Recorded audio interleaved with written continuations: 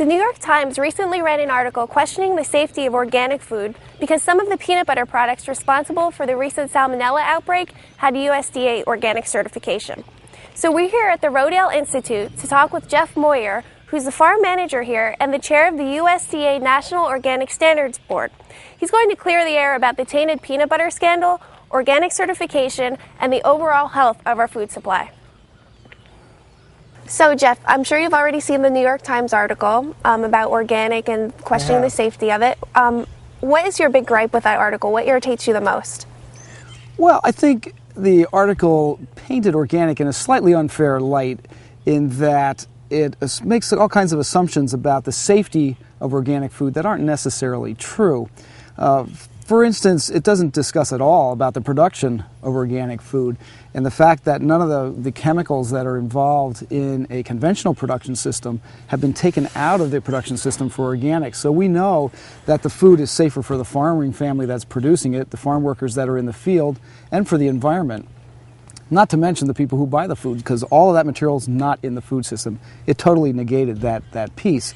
So I think in that light it was a little bit unfair. What exactly does the USDA seal on products? What does that promise to consumers? Well, that's the crux of the whole matter. I really want consumers to know that they can trust that organic seal.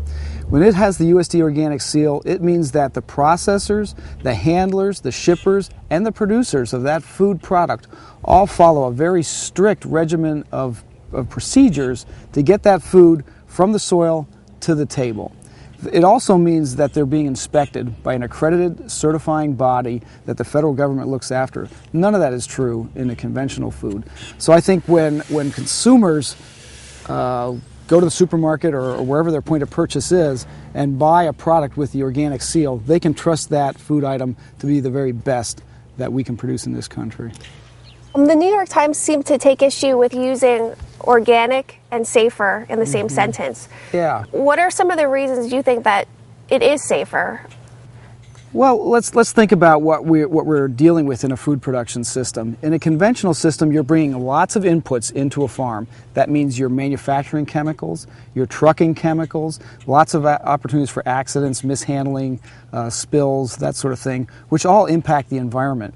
Not to mention that we've been able to document here on our own research station that routine applications of these farm production chemicals really destroy the soil and the life in the soil.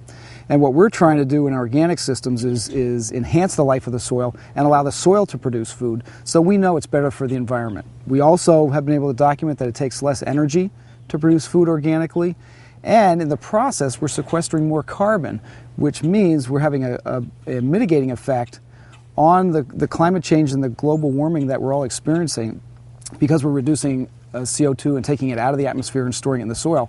That's pretty powerful. So anybody who buys organic food knows that they're getting food that's been inspected, it's been grown under the most rigorous conditions that any food has been produced under in this country. They're using less energy to do it, and they're sequestering more carbon. I don't think there's a better deal in the marketplace today. Has the tainted peanut butter scandal affected people's opinions on organic? Well, any time there's a news story that reports that something that could have been organic or was organic was not held up to the highest standard, it hurts the entire organic industry, and we feel bad about that. I think what's important, though, is that the news media does report it. These characters that are not following the rules as well as they should are being ferreted out and being brought to attention. We're not hiding anything. The organic process from top to bottom is a very transparent process. Everybody has access to all the information, and we'll continue to do that to guarantee that we can bring the safest, finest food to people's tables under the organic label, and that when people see that label, they can trust that that food is exactly what it says it is. Why do you think the New York Times went after this?